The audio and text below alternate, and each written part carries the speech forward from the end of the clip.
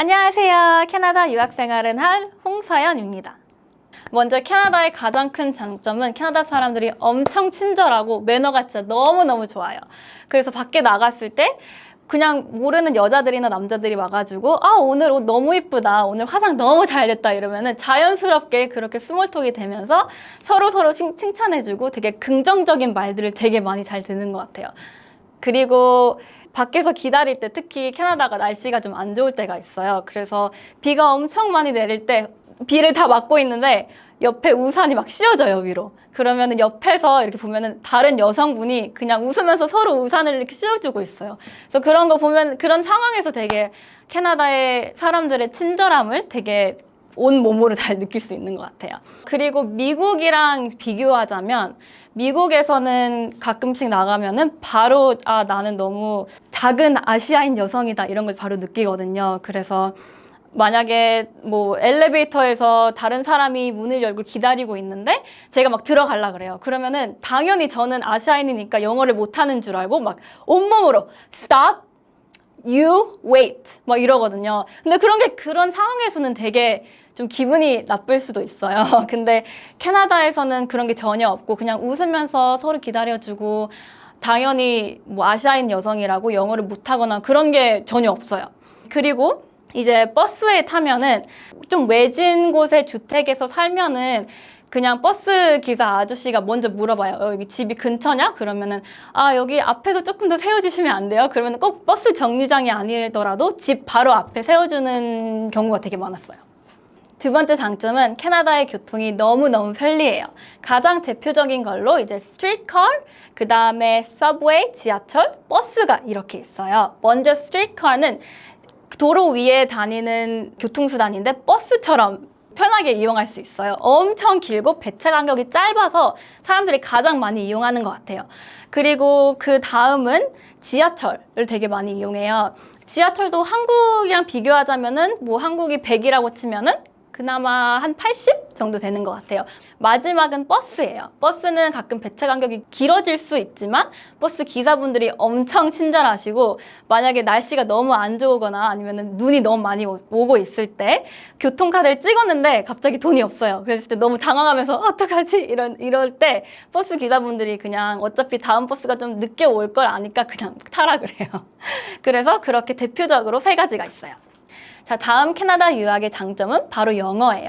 자, 전 세계에서 가장 미국이랑 비슷한 영어가 바로 캐나다 영어예요. 만약에 나중에 미국으로 편입하고 싶으신 분들이 있다면 큰 불편함이 없는 게 다른 장점이에요. 또 재밌는 사실은 거리상 토론토랑 뉴욕이랑 엄청 가까워서 그래서 버스 타고 그냥 뉴욕 여행을 재밌게 할 수 있어요. 그래서 뉴욕 여행을 하시면서 미국 영어를 직접 접촉할 수 있는 좋은 기회가 될 거예요. 네 번째는 바로 캐나다의 홈파티 문화예요. 캐나다에서는 눈이 엄청 많이 와서 집에서 친구들을 초대해서 같이 이렇게 좋은 시간을 보내는 문화가 엄청 많이 발전이 됐어요. 그래서 홈파티를 통해서 되게 사회적으로도 안정을 얻을 수도 있고 정서적으로도 물론 안정을 얻을 수 있어요. 그래서 저는 홈파티 다니면서 새로운 친구들도 많이 만나고 되게 다양한 문화를 접할 수 있어서 정말 좋았던 것 같아요.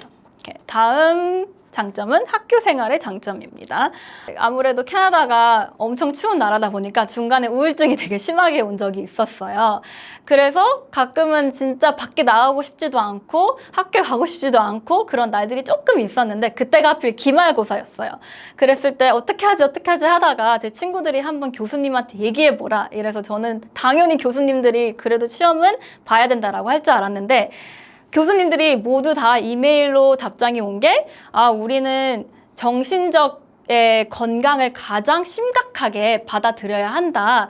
그리고 그것뿐만 아니라 당연히 시험은 너가 편한 대로 미뤄주겠다. 그리고 링크를 보내줬어요. 이게 무료로 우리가 만날 수 있는 상담원이나 아니면은 병원이나 이런 것들을 다 보내주시고 마지막에는 혹시나 더 필요한 게 있으면 언제든지 내 오피스에 방문해라.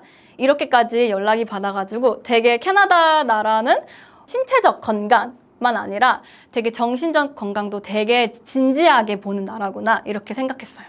캐나다 단점 1번은 우범지대가 되게 많아요.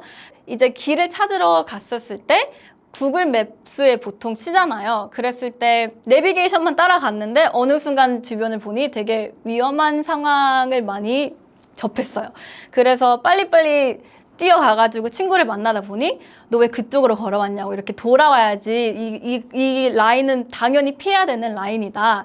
이거는 정말 그 현지에서 살다 보면서 이쪽은 좀 안 좋다, 이쪽으로 돌아가야 한다, 이런 길들을 알아야 되는 게 되게 많았어요. 네, 두 번째는 바로 야간 시간에 조심해야 돼요. 그래서 저는 특히 밤늦게 산책하고 친구들 만나고 이런 걸 되게 좋아하는데, 캐나다에서 되게 밤늦게 한 10시까지 공부하고 집에 걸어가는데 뒤에 노숙자분이 칼을 들고 쫓아오는 거예요. 그래서 저는 너무 떨려가지고 집에 거의 울면서 뛰어갔는데, 그리고 나서 다음날에 친구들이랑 얘기해보니 아, 이런 게 정말 흔히 있는 일이다. 그러면서 해가 지면은 아무래도 조심히 집에 잘 가고, 그리고 너무 큰 소리의 노래를 듣지 않고 꼭 그렇게 내 주변에 뭐가 있는지 상황을 잘 알고 있어야 돼요. 자, 세 번째는 영업시간 확인이에요.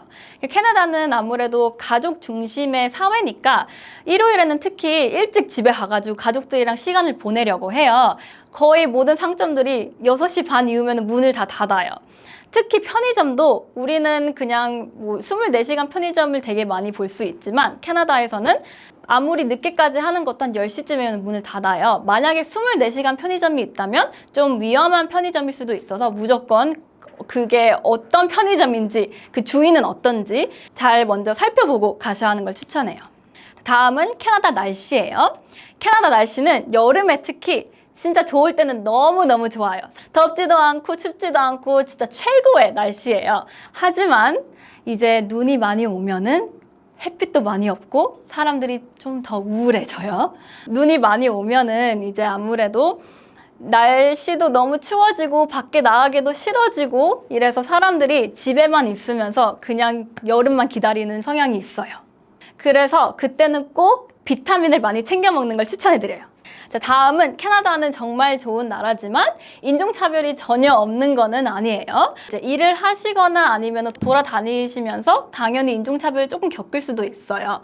특히 저는 인종차별을 크게 겪진 않았는데 한 번 기억에 남는 게 밤늦게 걸어가다가 어떤 노숙자분이 저한테 칭총이라는 말을 하면서 이렇게 때릴 뻔한 적이 있어요. 그래서 저는 다행히 그걸 피해서 잘 뛰어갔는데 아, 이때 진짜 캐나다도 위험하구나, 어떡하지, 이런 생각이 들었는데 바로 뒤에 사람들이 쫓아오는 거예요. 그래서 저는 뭐지? 이러고 뒤에 봤는데 사람들이 저한테 와서 괜찮니? 너 다친 데는 없니? 혹시 도움 필요하면 얘기해, 이러면서 저를 막 도와줬어요. 그래서 그런 상황에서 특히 인종차별 만약에 겪으시다 하시면은 꼭 거기서 적극적이게 같이 영어로 대화를 하세요. 조용히 있지 말고 단 사람들이 옆에 있는 공간에서. 그리고 특히 캐나다 사람들은 많이 친절하셔서 꼭 도와주실 거예요. 자, 지금까지 캐나다 유학의 장단점을 간단하게 한번 나눠봤어요. 진짜 많이 도움이 되셨길 바라요. 다음에는 더 유익한 정보로 돌아올게요. 제 인스타그램은 아래 댓글에 있으니까 한번 많이 놀러와 주시고, 그리고 만약에 더 궁금하신 거 있으시면 언제든지 연락 주세요. 그럼 다음에 볼게요. 바이!